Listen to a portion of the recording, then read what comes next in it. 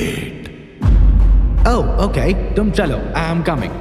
कुछ ही देर में वो सैनिक जा चुका था। फ्रांसिस जाने के लिए जैसे ही उठा, ओमकार बोल पड़ा, ये जल्लाद तुम्हें इस समय काहे याद कर रहा है पादरी?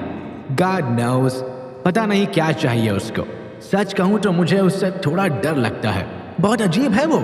उसके अंदर मुझे एक भी ऐसी क्वालिटी नहीं दिखती है जो एक डिवाउट क्रिश्चियन में, मेरा मतलब एक ईमानदार और जीसस को मानने वाले इंसान में हो। Still somehow father D'Souza trusts him. वो उस पर भरोसा करता है। Guess we all can make mistakes, even father D'Souza can. क्या कहा तुमने? कुछ नहीं, मैं अभी उससे मिलकर आता हूं, फिर अपना ये डिस्कशन कंटिन्यू करेंगे। फ्रांसिस वहां से चल पड़ा और कुछ ही देर में वो जनरल रूट के ऑफिस में था। May I come in, General Root? Oh, Francis. Sure. Come in. Please have a seat, Francis. तुम यही सोचता होगा कि मैंने तुमको इस टाइम क्यों कॉल किया, right? Well, as much as I dislike it, पर फादर डिसूजा का स्ट्रिक्ट इंस्ट्रक्शंस है कि मैं तुमसे अपनी प्लानिंग का सारा स्टेप शेयर करूं।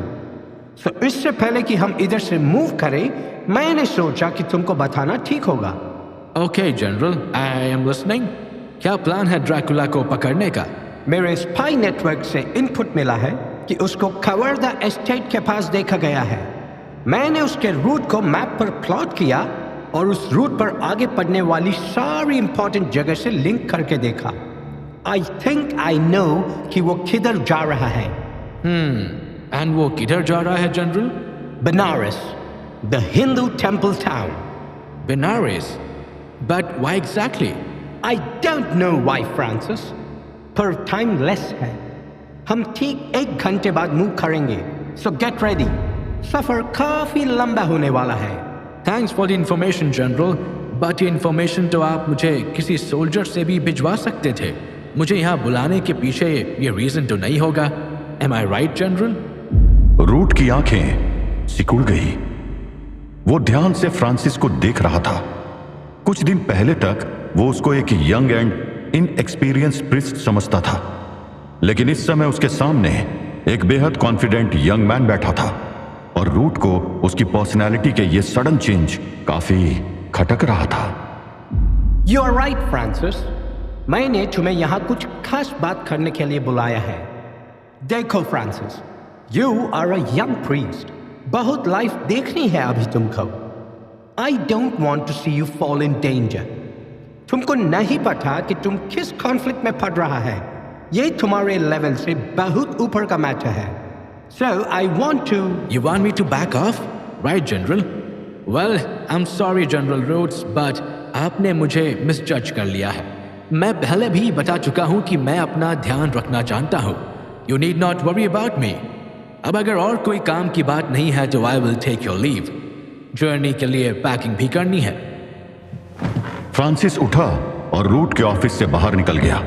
रूट उसको जाते हुए देखता रहा। उसका शक अब यकीन में बदल रहा था। Who are you, Francis? तुम कोई नॉर्मल प्रीस्ट या पास्टर तो नहीं हो। मुझे केयरफुल रहना होगा। अब ना सिर्फ मुझे ड्रैकुला को ट्रैप करके मास्टर लूसिफर के सामने ले जाना है, बट मुझे इस फ्रांसिस की भी रियलिटी पता करनी होगी। And the day I find out your truth, Francis, I will make sure that you're buried 6 feet under. General रूट की अथॉरिटी को पहली बार कोई चैलेंज कर रहा था और उसके जैसे आदमी के लिए ये एक पर्सनल इंसल्ट थी। फ्रांसिस के ऊपर बहुत बड़ा खतरा मंडरा रहा था, पर फ्रांसिस के दिमाग में सिर्फ एक ही नाम था, ड्रैकुला का। वही ड्रैकुला जो इस समय बलौर के किले के अंदर अंधेरे में भटक रहा था। ड्रैकुला और राजा नागनाथ अलग होकर उस विशाल किले के अलग अलग हिस्से में अनीता को ढूंढ रहे थे। उन्हें पता था कि खतरा कदम कदम पर उनका इंतजार कर रहा होगा, लेकिन उन्हें किसी बात की कोई परवाह नहीं थी। अचानक ड्रैकुला सतर्क हो गया। एक सांप के फुफकारने की आवाज ने उसका ध्यान खींच लिया था, लेकिन वो एक फुफकार जल्द ही कई में बदल गई। ड्रैकुला सतर्क था, लेकिन अचानक उसे अपने जिस्म में एक तेज जलन महसूस हुई। वो कुछ समझ पाता उससे पहले ही उसके जिस्म में जलन बढ़ गई। अंधेरे का फायदा उठाकर बलौर के नाग सैनिक उसे घेर कर अपनी विषबुझी तलवारों और चाकुओं से मार रहे थे। ड्रैकुला इस समय किले के अंदर एक लंबे से कॉरिडोर में था। कॉरिडोर में अनेक दरवाजे थे और हमला कब किस दरवाजे से हो रहा था यह उसको पता ही नहीं चल पा रहा था, क्योंकि लगातार हो रहे हमले उसको संभलने का मौका नहीं दे रहे थे। दुश्मन उस तंग कॉरिडोर का फायदा उठाकर ड्रैकुला पर हमला कर रहा था, लेकिन वो ये भूल गया था कि ड्रैकुला भी रात का जानवर था। अगले ही पल ड्रैकुला अपने जिस्म में हो रही जलन को सहन करते हुए चमगादड़ बन चुका था और उसने ऊपर उड़कर बचने की कोशिश की, लेकिन अगले ही पल वो तड़प उठा। ड्रैकुला को वापस इंसानी रूप में आना पड़ा, क्योंकि कॉरिडोर में लटक रहे झूमर के ऊपर बैठे नागों ने अपना विष उसके पंखों पर उड़ेल दिया था। जैसे ही ड्रैकुला वापस इंसानी रूप में आया, एक बार फिर उस पर हमले तेज हो गए।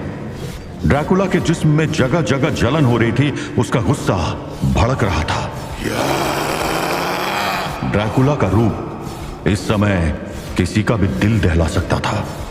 उसका चेहरा बहुत विकृत हो चुका था। उसके नुकीले दांत ऐसे लग रहे थे मानो किसी को फाड़ खाने को बेताब हो, और उसके हाथ के नाखून किसी चाकू की तरफ पहने और नुकीले हो चुके थे।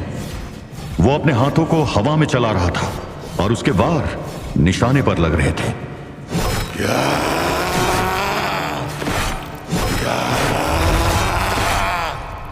उसके ऊपर जगह जगह से जहर की बौछारें गिरने लगी थी। बलौर के नाग सैनिक उस पर अपना विष बरसा रहे थे। अचानक ड्रैकुला के जिस्म से दो बड़े बड़े पंख निकल आए। अगले ही पल ड्रैकुला झुककर बैठ गया और उसने उन बड़े बड़े पंखों से अपने जिस्म को ढक लिया। उन पंखों की चमड़ी अच्छी खासी मोटी थी और उस पर विष की वो बारिश असर नहीं कर रही थी। बलौर के बचे हुए नाग सैनिक अब उसके ऊपर चाकू लेकर टूट पड़े थे, पर उनके चाकू उसके पंखों की मोटी चमड़ी पर बेअसर थे। तभी अचानक ड्रैकुला ने झटके से अपने पंख खोल दिए। झटका इतना तेज था कि वो सभी इतनी तेजी से उछलते हुए दीवारों और छत से जा टकराए। उनके टकराने से छत पर लटके सांप भी नीचे गिर गए। वो किसी को फाड़ रहा था तो किसी को अपने बूट्स के नीचे कुचल रहा था। कुछ ही देर में वहां सिर्फ लाशें रह गई थी। बलौर के नाग सैनिकों की कुचली, फटी और चिथड़ों में बटी हुई लाशें। ड्रैकुला अपने पीछे मौत छोड़कर आगे बढ़ गया। ड्रैकुला ने एक जंग जीत तो ली थी और वो अपनी अगली जंग के लिए आगे निकल चुका था। वहीं दूर नर्क में अनुबिस की जंग अभी भी जारी थी, लेकिन अब बाजी उसके हाथ से निकलती हुई लग रही थी। लूसीफर के सीने में एस्मोडियस, लिवाइथन, बेल्फेगोर जैसे शक्तिशाली डेमन्स थे जिन्होंने अनुबिस की सेना में आतंक मचा दिया था। उधर लूसीफर और एनुबिस भी एक दूसरे से भिड़े हुए थे। लूसीफर के किसी भी वार को एनुबिस रोक नहीं पा रहा था। लूसीफर ने सिर्फ अपनी सुपर ह्यूमन स्ट्रेंथ से एनुबिस पर भारी पड़ रहा था, बल्कि वो साथ ही साथ अपनी डेमोनिक पावर्स का भी इस्तेमाल कर रहा था। तुझे नहीं छोड़ूंगा। आमतौर पर एक यंग हैंडसम प्रिंस जैसा दिखने वाला लूसीफर इस समय एक डेमन जैसा लग रहा था। काले पंख, सिर पर सींग, लंबी चौड़ी काया और अंगारे बरसाती हुई आंखें। क्यों अनुबिस, मजा आ रहा है ना? अनुबिस के अंदर अब ज्यादा ताकत नहीं थी, लेकिन वो अपनी पूरी ताकत लगाकर लूसीफर पर हमला करने के लिए दौड़ा। लूसीफर एनुबिस को अपनी तरफ आता देख रहा था।